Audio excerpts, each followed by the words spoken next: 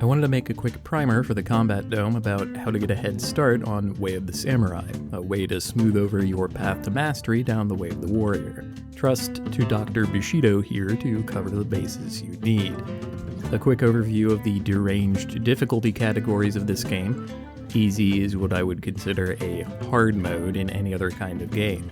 You start with barely anything, and without a great deal of prior knowledge, you will just get yourself killed against any of the late game challenge battles, regardless of which ending you choose. This game is uniquely brutal in how janky it is, but all you have to lose is the sword you took in with you, so all you really lose is the amount of time and effort you put into building it up. Nothing to start with, but normal is what I would consider the expert mode, the highest point at which the challenge could still be thought of as fair. Enemies regularly awase you, and all their damage values have been cranked.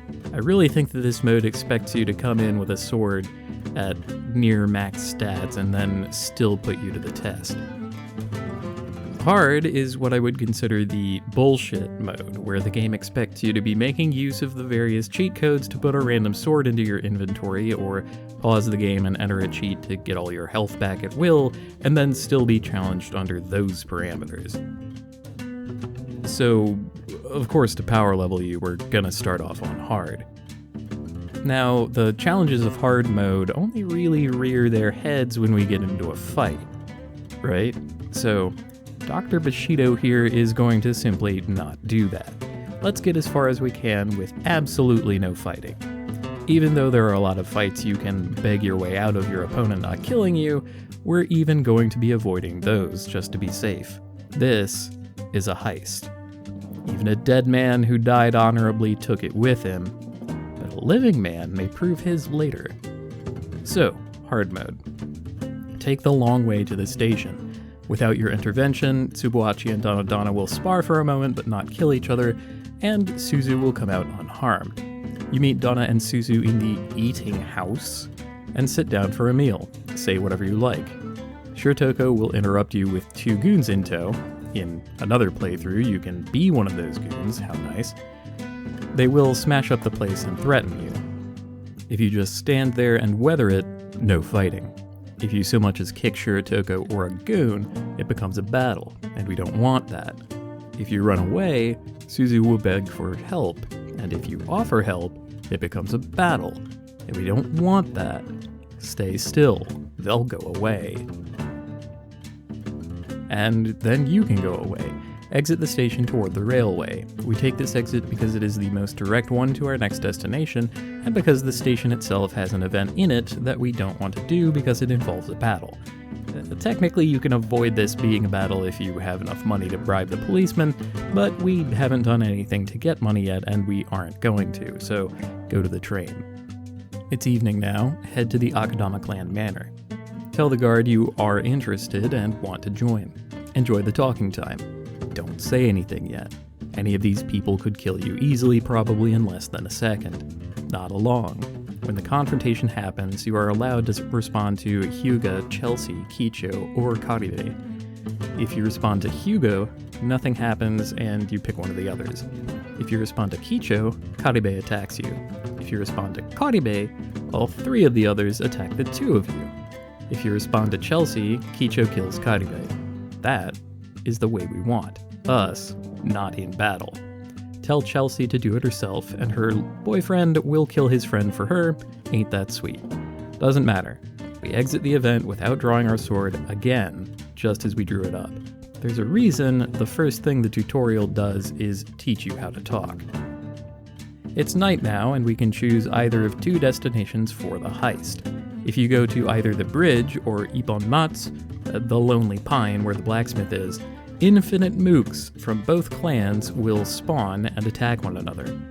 Because they are all the weakest of the bunch, it is only extremely likely that they will kill you if you fight them, which we still do not want to do. Instead, stay nearby and watch the brawl unfold. They will kill each other, and this is what we were building up to. They will drop their hard mode swords on the ground for you to pick up, some of which are drops unique to hard mode.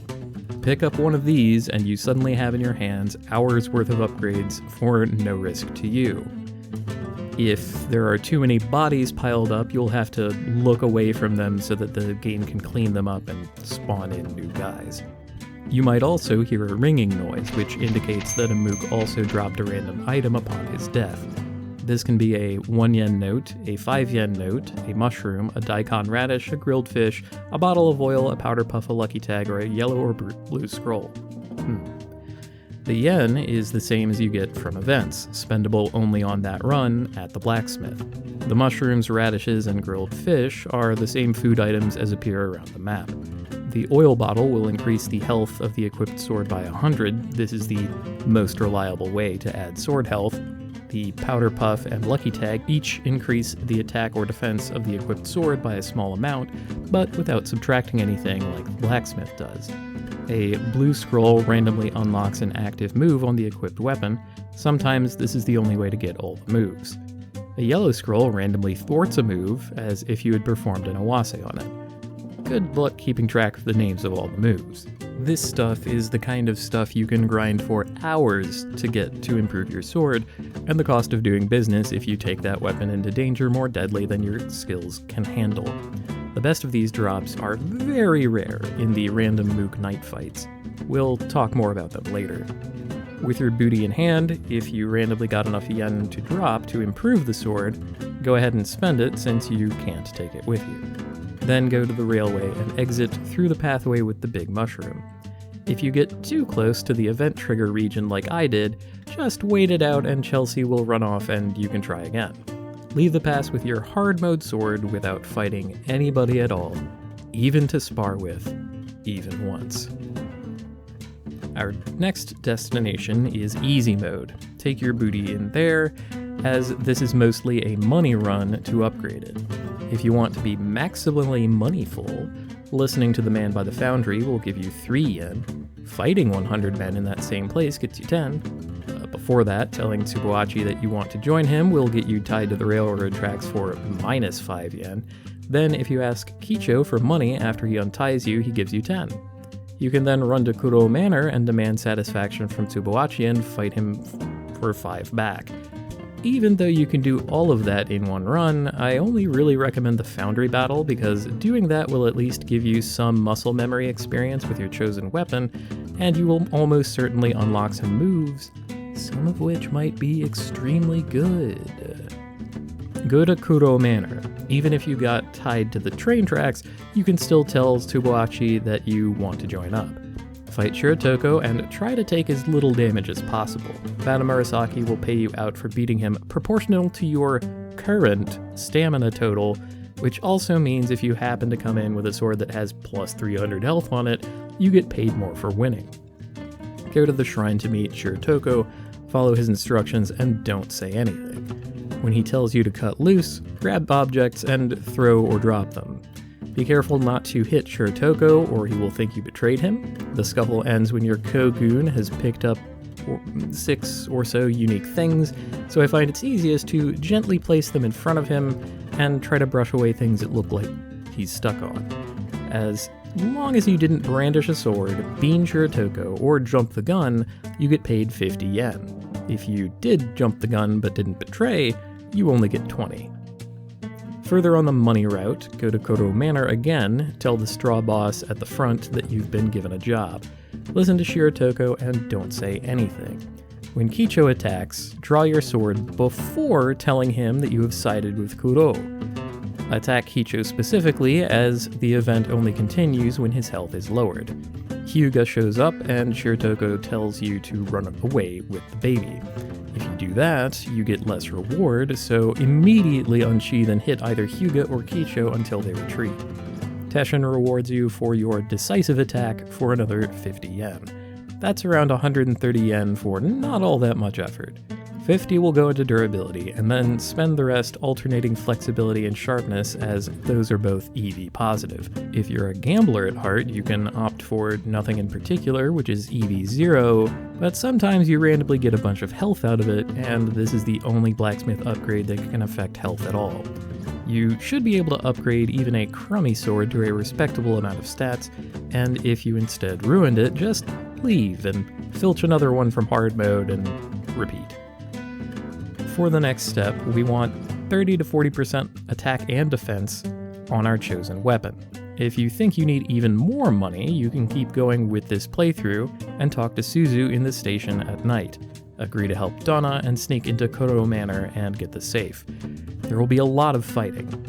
At Ippon-Matsu, let Teshin chop down Donna, defeat Teshin, take his sword, and then take the safe. You will get another 120 yen from this.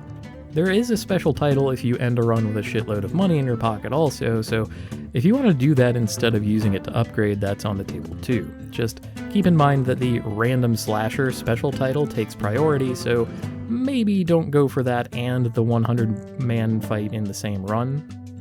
If you think your sword is up to snuff, you can keep going with the story and get an ending. Having at least one ending under your belt will help later.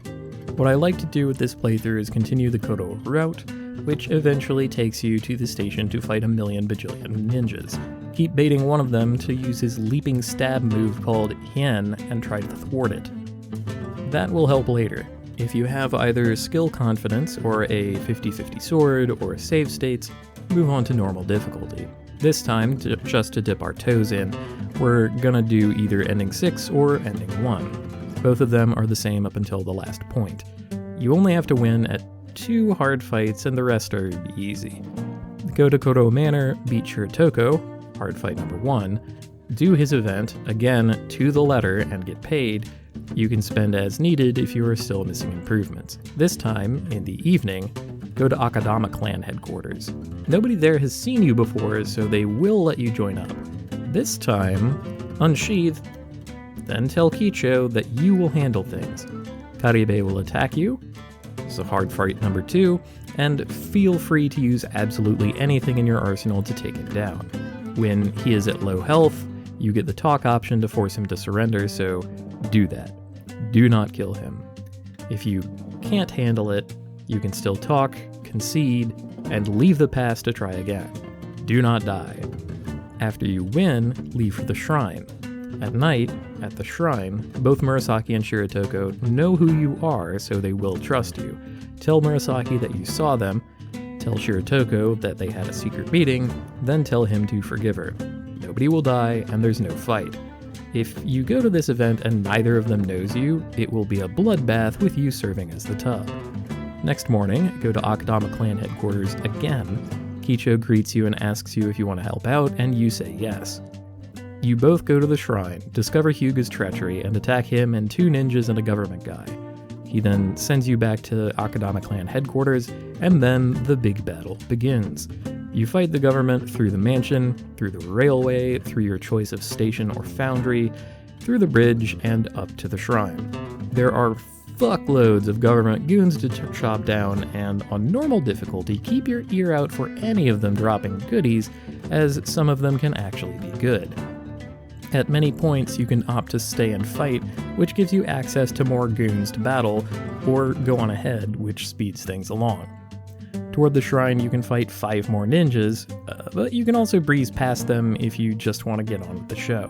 Ninjas on normal mode can drop the best goodies, though. At the shrine proper, you can either go along with Tokugawa and get ending 6, or fight him and win and get ending 1, and also my favorite sword in the entire game. If you just want the sword, you can do this whole path on easy mode instead. For further sword advancement, I recommend doing normal mode on the Kuro path, both so that you can get a lot of money, and also so you can fight as many ninjas as possible.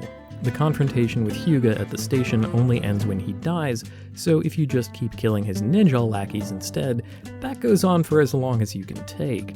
And normal mode ninjas drop the best stuff. This was why we wanted to thwart ninja moves earlier. From there, the rest is up to you. Good hunting.